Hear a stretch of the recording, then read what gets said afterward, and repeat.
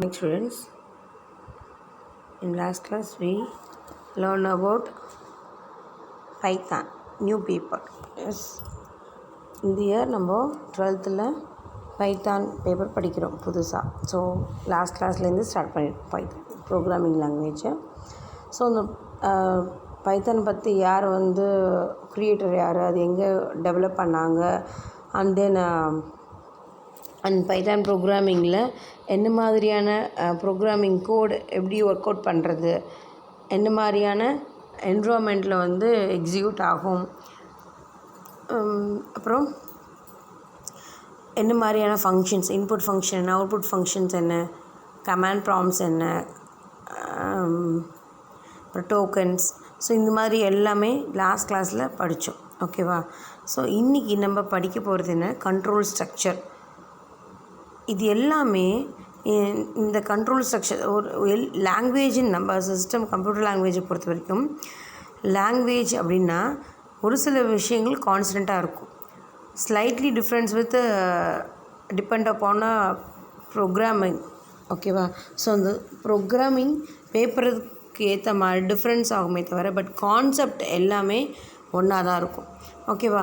So இந்த control structures அப்படிங்கும்போது இது காமன், எல்லா ப்ரோக்ராமிங் லாங்குவேஜுக்குமே இது வரும். பட் என்ன அப்படின்னா கோடிங் இப்போது வைல் லூப் அப்படின்னும்போது நம்ம என்ன பண்ணுவாங்க, C++ அந்த மாதிரி லாங்குவேஜஸில் எடுக்கும்போது என்ன பண்ணுவாங்க, லாஸ்ட்டில் செமிகோலன் ஸ்டேட்மெண்ட்டுக்கு மட்டும் செமிகோலன் வைப்போம். இஃப் அப்படின்ற கண்டிஷன்ஸ்க்கு நம்ம செமிகோலன் வைக்க மாட்டோம். ஸோ ஆனால் ஒரு பேப்பருக்கும் அந்த செமிகோலன் மட்டும்தான் சேஞ்ச் ஆகுமே தவிர பட் அந்த இஃப்பு, else இஃப்பு, nested இஃப்பு, and then for loop, while loop, two while, so இந்த மாதிரியான காமன் ஸ்ட்ரக்சர் சேஞ்சஸ் ஆகாது.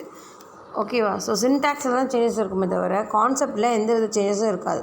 ஸோ கண்ட்ரோல் ஸ்ட்ரக்சர் அப்படிங்கும்போது நம்ம ஆல்ரெடி படித்தது தான், நியூவாக நம்ம படிக்க போகிறதில்ல. பட் ரீகால் பண்ணிகிட்டே இருங்க, அதில் சின்டாக்ஸ் மட்டும் கிளாரிஃபை பண்ணிக்கணும். ஓகேவா?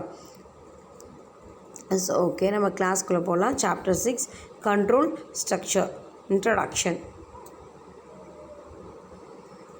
சரி, லேர்னிங் ஆப்ஜெக்டிவ் படிச்சிடலாம். After studying this lesson, students will be able to gain knowledge on the various flow of control in Python language. So Python லாங்குவேஜில் நான் எப்படி ஃப்ளோ கண்ட்ரோல் ஒர்க் பண்ணணும் அப்படின்ற நாலேஜ் நம்மளுக்கு கிடைச்சிரும் அப்படின்னு சொல்லியிருக்காங்க. To learn through the syntax how to use conditional structure to improve the efficiency of the program flow, and then to apply iteration structures to develop code to repeat the program segment for a specific number of times or till the condition is satisfied. So iterations அப்படின்னாலே என்னது, till the condition is satisfied. So at the time என்ன பண்ணும், இதுனா அது வரைக்கும் till end it's working. ஓகேவா?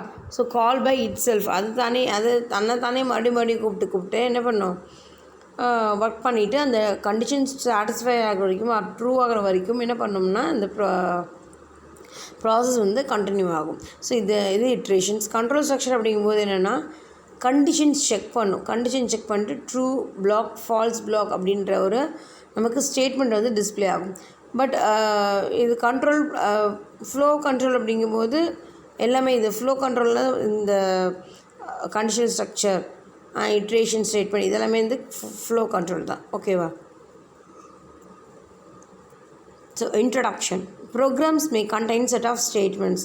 So ப்ரோக்ராம்ஸ்ன்னு எடுத்துகிட்டோன்னா கோடிங் ஸ்டேட்மெண்ட்ஸ் இது எல்லாமே இருக்கிறது தான் ப்ரோக்ராம்ஸ். ஓகேவா? These statements are the executable sequence that yield the result.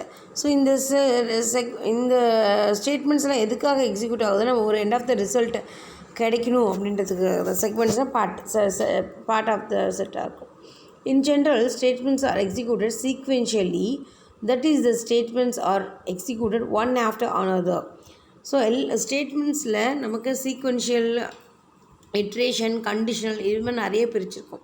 So sequential நமக்கு தெரியும், ஒன் பை ஒன்னாக ஒரு விஷயம் முடிச்சுட்டு அடுத்தது நம்ம கூட பார்த்தோம் இல்லையா, லீனியர் ஸ்ட்ரக்சர் அப்படின்னு பார்க்கும்போது லீனியர் சர்ச் அப்படிங்கும்போது என்ன பண்ணுவாங்க, ஒன் பை ஒன்னாக சர்ச் பண்ணாங்க. ஸோ லீனியர், சீக்வென்ஷியல் இதெல்லாமே என்னென்னா ஒன் ஆஃப்டர் another அப்படின்றது தான் அதோட meaning.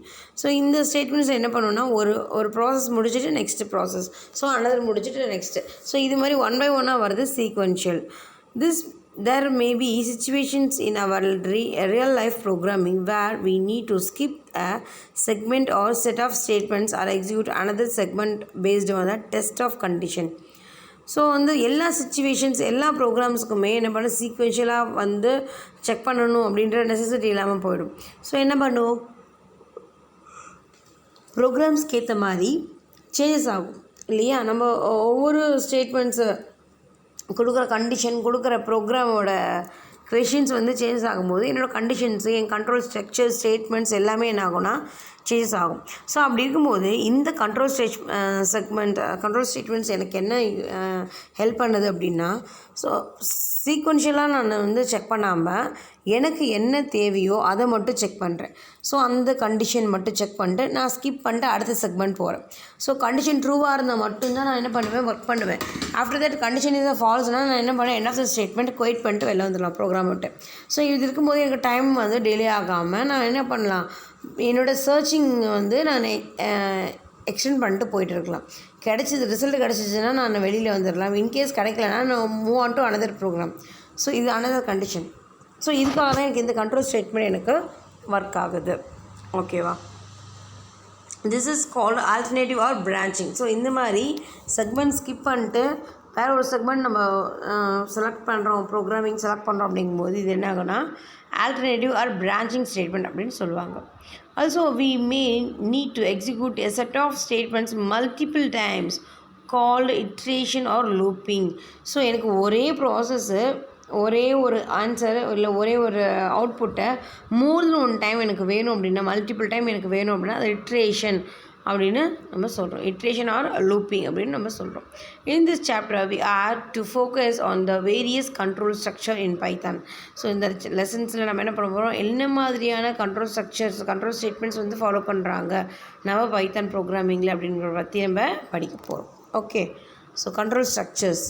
A program statement that causes a jump of control from one part of the program to another called is control structure or control statement.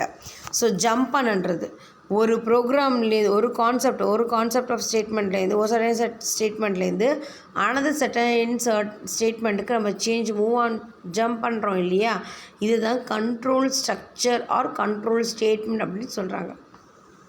As you have already learned in C++, these control statements or compound statements are used to alter the control flow of these process or programming depending on the state of the process.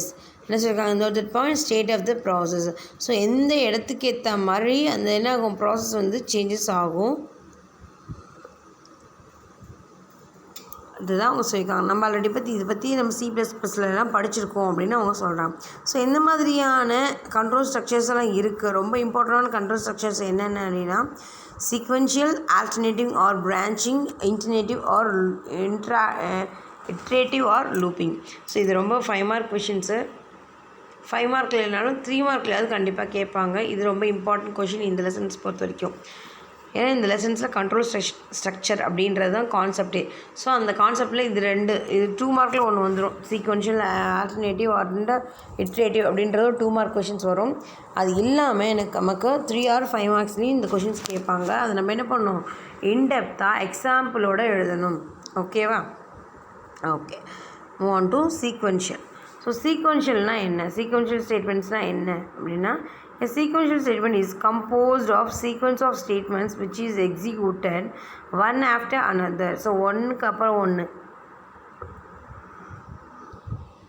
One by ஒன்னாக என்னோடய statement execute ஆகணும் அப்படின்னா நான் sequential ஸ்டேட்மெண்ட்டை select பண்ணிவிட்டு என்னோடய ப்ரோக்ராமிங்கில் நான் use பண்ணிக்கலாம். A code to print your name, address and phone number is an example of sequential statement.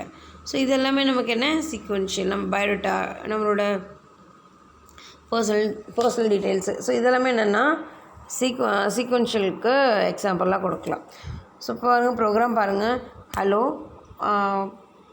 Print hello this is Shyam, பிரிண்ட்டுன்னு 43 second lane Nakkar street and then TN Tamil Nadu. So இது வந்து என்னோடய அவுட்புட் என்ன,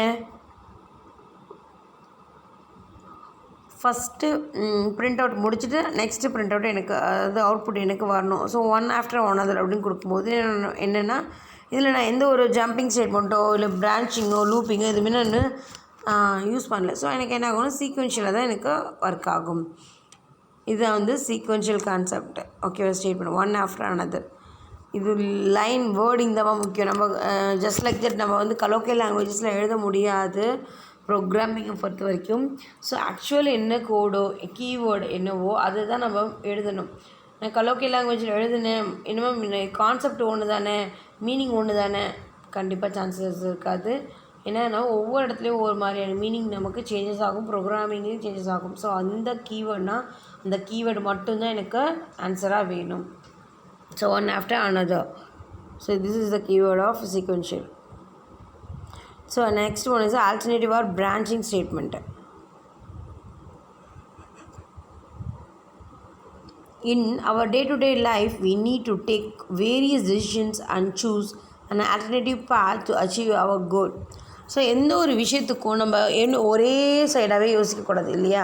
ஸோ இது மட்டும்தான் நம்ம லைஃப் அப்படின்னு நம்ம ஒரு கோல் இருந்தது. ஓகே, கோல் அச்சீவ் பண்ணுறதுக்கு நம்ம என்ன பண்ணோம், 2-3 மெத்தட் நம்ம ஃபாலோ பண்ணோம். கோல் இதை வச்சுக்கணுமே தவிர அந்த கோலை நான் அச்சீவ் பண்ணுறதுக்கு நான் என்ன பண்ணோம், 2 or 3 மெத்தட் நான் என்ன பண்ணோம், ஏபிசின்னு நம்ம ஆல்டர்னேட்டிவாக வச்சுக்கணும்.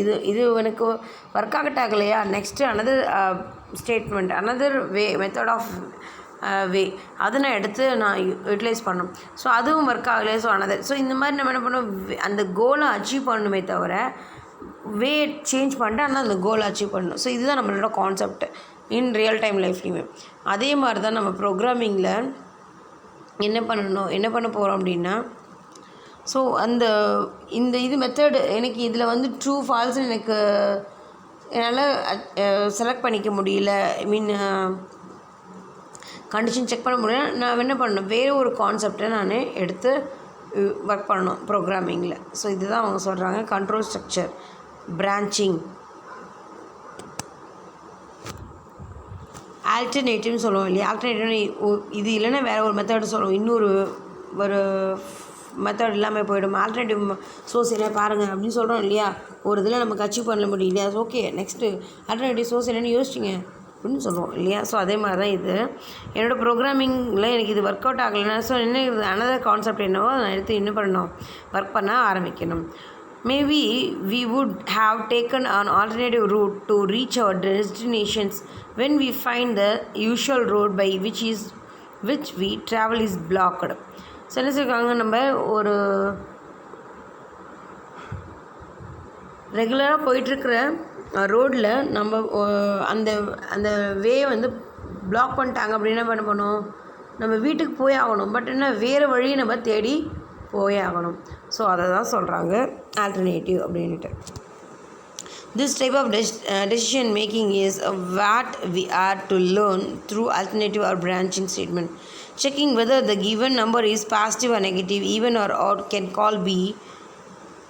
all be done using alternative or branching statement.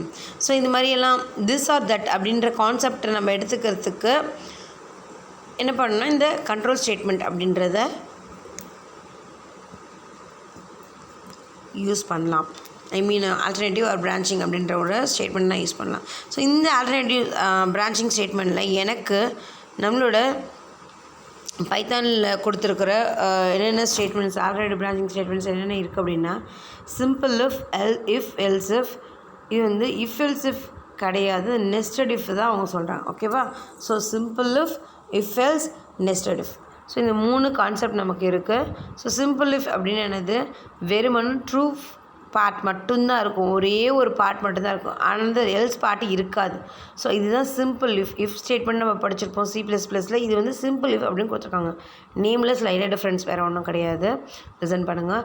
Simple if statement, simple if is the simplest of all decision making statements. Condition should be in the form of a real or logical expression. In above syntax, if the condition is true statements, block 1 will be executed. இங்கே என்ன பண்ணியிருக்காங்கன்னா decision மேக்கிங்கில் எனக்கு இந்த simple if வந்து use ஆகும் அப்படின்னு சொல்லியிருக்கிறாங்க. இது relational or logical expression form வந்து யூஸ் ஆகும். ரிலேஷன்லாம் என்னது? கண்டிஷன் செக்கிங்கில் ஈக்குவல்ட்டா நாட் ஈக்குவல்ட்னா என்ன பண்ணணும்? ஈக்குவல்ட்டாக இருந்தது அப்படின்னா எனக்கு ஓகே ஈக்குவல்ட் அப்படின்னு எனக்கு ஸ்டேட்மெண்ட் வந்து எக்ஸிக்யூட் ஆகும். இது நாட் ஈக்குவல்ட் அப்படின்னா எனக்கு ஸ்டேட்மெண்ட் எக்ஸிக்யூட் ஆகாது. என்ன ஆகும்? என்னோடய ப்ரோக்ராம் வந்து வெளியில் போயிடும். இதுதான் சிம்பிள் இஃப்பில். ஸோ எனக்கு எல்ஸ் பார்ட் கிடையாது, ஒன்லி ட்ரூ ஸ்டேட்மெண்ட் மட்டும்தான் இருக்குது. ஃபால்ஸ் ஸ்டேட்மெண்ட் இல்லை அப்படிங்கிறதுனால எனக்கு என்ன ஆகாது? ஃபால்ஸ் ஸ்டேட்மெண்ட் எனக்கு எக்ஸிக்யூட் ஆகாது. ஸோ அதனால் என் ப்ரோக்ராமை விட்டு குவைட் ஆகிட்டு வெளில வந்துடும். ஸோ பாருங்கள், இதோட கண்டிஷன் சின்டாக்ஸை இஃப் கண்டிஷன். ஸோ இந்த இடத்துல கண்டிஷன் மட்டும் கொடுக்குறாங்க, பட் ட்ரூ பார்ட் மட்டும்தான் இருக்குது, பிளாக் ஒன். இந்த கண்டிஷனில் பாருங்கள், இஃப் கண்டிஷனில் நம்ம செமிகோலன் வச்சுருக்கோம். பட் நம்ம C++ல் வைக்க மாட்டோம், ஸ்டேட்மெண்ட்டுக்கு தான் செமிகோலன் வைப்போம். பட் இங்கே ஸ்டேட்மெண்ட்டில் நம்ம செமிகோலன் வச்சுருக்கோமா? வைக்கலை. ஸோ அதுதான் டிஃப்ரென்ஸ். பட் கான்செப்ட் ஒன்று, சின்டாக்ஸ் மட்டும் சேஞ்ச் ஆகிருக்கு. ஓகேவா? இங்கே பாருங்கள், ஒரு ப்ரோக்ராம் கொடுத்துருக்காங்க, எலிஜிபிள் ஃபார் ஓட்டிங் அப்படின்னு ஒன்று கொடுத்துருக்காங்க. x = integer input enter your age அப்படிங்கிற ஸ்ட்ரிங் கான்செப்ட் நம்ம படித்தோம் இல்லையா? வேரியபிள் எப்படி இன்க்ளூட் பண்ணுறது அப்படின்ற சின்டாக்ஸ் இது. எக்ஸுங்கிறது வேரியபிள், அந்த இன்புட்டை இன்டீஜர்னு நான் டேட்டா டைப்பில் கொடுக்குறேன். என்டர் your age அப்படிங்கிறது என்னோடய ஸ்ட்ரிங். இஃப் x > 18 அப்படின்னா என்ன அர்த்தம்? You are eligible for voting. So இதோட ஆப்போசிட் கான்செப்ட் நான் எடுத்துகிட்டே வரல. இங்கே நான் பிலோ 18 நான் கொடுக்கவே இல்லை, > 18 மட்டும்தான் கொடுத்துருக்கேன். ஸோ எனக்கு என்ன ஆகும்? இப்போ 34 அப்படின்னு போட்டோம் அப்படின்னா என்ன ஆகும்? You are eligible for voting அப்படின்னு எனக்கு பிரிண்ட் அவுட் வரும்.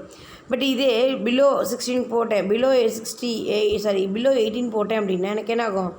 வெறுமனே என்னோட அந்த இன்சர்ஷன் பாயிண்ட் அந்த கர்சர் தான் வருமே தவிர எனக்கான அவுட்புட் எனக்கு கிடைக்காது. as you can see the second execution no output will be printed, only the Python prompt will be displayed because the program does not check the alternative process when the condition is failed. So condition failed ஆனதுக்கு எனக்கு concept condition check பண்ணுங்க அப்படின்றது எனக்கு ஒரு ஸ்டேட்மெண்ட்டை நாங்கள் கொடுக்கல அப்படிங்கிறதுனால எனக்கு என்ன ஆகுது? ப்ரோக்ராம் விட்டு வெளியில் வந்துடுது. ஸோ இதானது simple if statement. If else statement. If எல்ஸ்னா அப்படின்னு நத்திங் பட் இது இந்த எல்ஸ் நேம்லேயே வந்துச்சு பாருங்கள், எல்ஸ். ஸோ என்ன பண்ணோம்? எய்தர் எல்ஸ் பார்ட்டு எனக்கு இங்கே இருக்கும், ட்ரூ ஸ்டேட்மெண்ட் இருக்கும், at the same time false ஸ்டேட்மெண்ட்டும் இருக்கும். என் கண்டிஷன் செக் பண்ணி முடிஞ்சதுன்னா இப்போ என்ன பண்ணாங்க? > 18ல் 34 அப்படிங்கும்போது you are eligible for voting அப்படின்னு வந்தது கான்செப்டை. ஸோ இப்போ நான் என்ன கொடுக்கலாம்? ஃபால்ஸ் ஸ்டேட்மெண்ட் கொடுக்கலாம். பிலோ 18 அப்படிங்கும்போது என்னது? You are not eligible for voting. So இது என்னதுன்னா false statement. So true falls ரெண்டு ஸ்டேட்மெண்ட்டும் எனக்கு ஒர்க் ஆகிறது if else. The if else statements provide controls to check the true black as well as the false block following the statement syntax if else statement. So பாருங்கள், இதே மாதிரி தான் இங்கேயும் கொடுத்துருக்காங்க. If else if condition colon வச்சுருக்காங்க last syntax மாதிரியே. Statements black 1 true statement அது, else வந்து ஃபால்ஸ் ஸ்டேட்மெண்ட். ஸோ இது ரெண்டுத்துக்குமே செமிகோலன் இல்லை. ட்ரூ டேபிள் பாருங்கள், என்ட்ரி ஸ்டேட்மெண்ட் உள்ளே வரேன், கண்டிஷன் கொடுத்துருக்கேன்.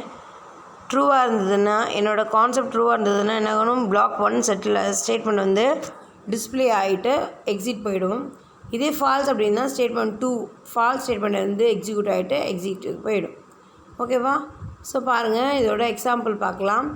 If a = integer of input enter any number. So என்ன பண்ணுங்க? 2 நம்பரை என்ட்ரு பண்ணுங்க அப்படி சொல்லியிருக்காங்க. இதுக்கான கண்டிஷன் என்னென்னா இஃப் a மாடுல் 2 = 0. ஏவோட வேல்யூ எது வேணால் இருக்கலாம். ஓகேவா? அதை நான் என்ன பண்ணேன்? மாடியூல் பண்ணி அதோட வேல்யூ வந்து 0வாக இருக்கா அப்படின்னு கேட்குறேன். ஸோ 0வாக இருந்ததுன்னா = 0 அப்படின்னா நான் கொடுத்த கண்டிஷன் வேல்யூ, நான் கொடுத்த வேல்யூவும் இந்த 0வும் ஈக்குவலாக இருந்ததுன்னா எனக்கு பிரிண்ட் ஆகும். இதே என்னன்னா பிரிண்ட் ஏவோட value is a even number, ஏவோட வேல்யூ வந்து ஈவன் நம்பராக இருந்ததுன்னா ஃபஸ்ட்டு ஏ பார்ட் வந்து எக்ஸிக்யூட் ஆகும். ஆஃப்டர் தட் இதே இல்லை, ஈவன் நம்பர் இல்லை அப்படின்னா அது பி எல்ஸ் பார்ட் வந்து எனக்கு இது பிரிண்ட் ஏ இஸ் ஆன ஆட் நம்பர் அப்படின்னு எனக்கு டிஸ்பிளே ஆகும். இப்போ மாடியூல்னால் என்னம்மா, நமக்கு வர வேல்யூ வந்து நாங்கள் ரிமைண்டர் கொஷின் படிப்போம் இல்லையா, ஸோ அதில் வந்து ரிமைண்டர் வேல்யூ தான் நம்ம மாடியூல் சொல்கிறோம். ஸோ அந்த வர வேல்யூ வந்து ஈவனாக ஆடா அப்படின்னு நம்ம செக் பண்ண போகிறோம். ஸோ ஃபஸ்ட்டு ஒன்று பாருங்கள், என்டர் எனி நம்பர் 56. ஸோ 56 அப்படிங்கிறது என்னது, even number.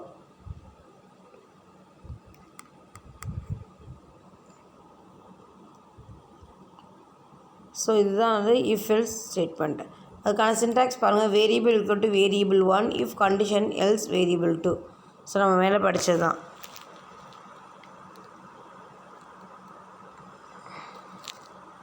So nested if else if statement, third one.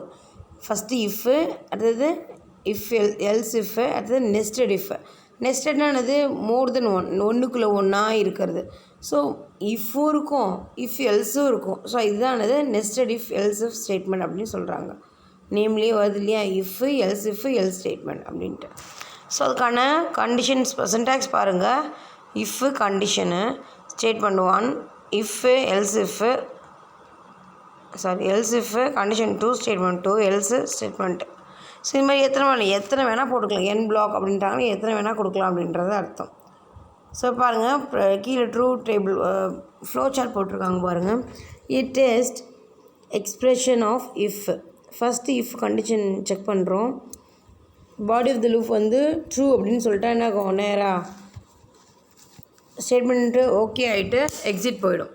Otherwise false அப்படின்னா மறுபடியும் வேறு ஒரு கண்டிஷன் செக் பண்ணும். Test expression of if else. First if பார்த்தோம், இப்போ வந்து எல்ஸ் இஃப் பார்க்குறோம். ஸோ அந்த பார்ட்டில் 2 இருக்குது. ட்ரூ அப்படியா இருக்கும் அப்படின்னு ட்ரூ அப்படிங்கிறதுனா அந்த condition body of the condition வந்து போயிட்டு எக்ஸிட் போயிடும். அதுவும் ஃபால்ஸ் அப்படின்னா என்ன ஆகும், எனக்கு ஃபால்ஸ் ஸ்டேட்மெண்ட் அந்த எக்ஸிக்யூட் ஆகும். கிளியராக? ஃபஸ்ட்டு வந்து இஃப் ஸ்டேட்மெண்ட்டை அது வெறும் ட்ரூ ஸ்டேட்மெண்ட் மட்டும்தான் இருக்கும். ட்ரூ இல்லை அப்படின்னா என்ன ஆகும், டைரெக்டாக இஃப் எல்ஸுக்கு வந்துடும். அதுலேயே நெஸ்டட் இஃப்ங்கிறதுனால இஃப் எல்ஸுக்கும் எனக்கு வர சான்சஸ் இருக்குது. அதுலேயும் ட்ரூ பிளாக் வந்து எக்ஸிக்யூட் ஆகலாம்னு டைரெக்டாக ஆப்போசிட்டில் ஒன்று ரிமைனிங் என்னது, ஃபால்ஸ் ஸ்டேட்மெண்ட் தான். ஸோ அந்த ஸ்டேட்மெண்ட்டுக்கு எனக்கு போய் எக்ஸிக்யூட் ஆகும். இப்போ இங்கே பாருங்கள், கிரேடு செக் பண்ணுறாங்க. M1 M2 அப்படின்னு 2 கிரேடு 2 இன்புட் வாங்கிட்டு இருக்கிறாங்க. ஆவரேஜ் வந்து இந்த ரெண்டுத்தையும் ஆட் பண்ணி டிவைட் பண்ணுங்கள் 2ஆல் அப்படின்னு சொல்லியாச்சு. ஓகேவா? மார்க் 1 மார்க் 2 ரெண்டுத்தையும் ரெண்டு சப்ஜெக்ட்லையும் வாங்கி அந்த 2 சப்ஜெக்ட் ஆவரேஜ் நம்ம கண்டுபிடிக்க தெரியும் இல்லையா, அந்த ரெண்டுத்தையும் ஆட் பண்ணி டிவைட் பண்ணணும் 2ஆல். ஸோ இதான் 2 நம்பருக்கான ஆவரேஜ் கண்டுபிடிக்கணும். ஸோ இப்போ என்ன பண்ணுறாங்க, if average greater equal to 80. இதே 80க்கு அபவ் 80யாக இருந்தாங்கன்னா அவங்க வந்து கிரேட் ஏ அப்படின்னு சொல்கிறாங்க. இது வந்து இஃப். இது வந்து என்னது, அடுத்தது இல்லை எல்ஸ் இஃப் அப்படின்னா என்ன பண்ணுறாங்கன்னா, average greater than equal to 70 less than 80. So 70க்கு மேலே 80க்குள்ளே எனக்கு வரணும். அவங்க வந்து பி கிரேடு. ஸோ அதே மாதிரி C grade and then D grade இது எதுவுமே இல்லை, அந்த பையன் ஃபெயில் ஆகிட்டான் அப்படின்னா என்ன காணும், எல்ஸ் பார்ட் உனக்கு டிஃபால்ட்டாக இருக்கும். அதை வந்து நான் ப்ரிண்ட்டு கொடுக்கணும்.